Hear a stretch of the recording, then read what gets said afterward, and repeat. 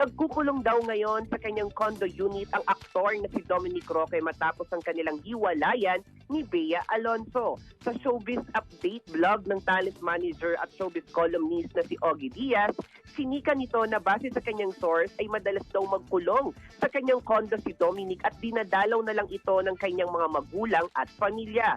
Say pa ni Ogie, piling mga kaibigan lang din ang pinagbibigyan ng aktor na makausap.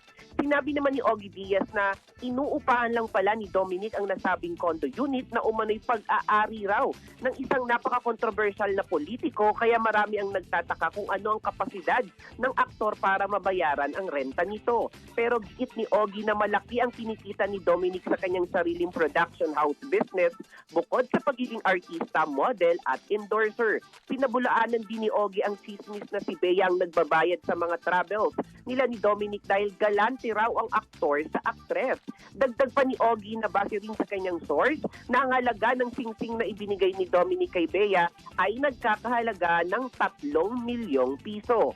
Samantala, trending at pinag-uusapan naman ng mga post ng pambansang Marites na si Christian Gasa sa kanyang Facebook account hinggil sa hiwalayang Bea at Dominic.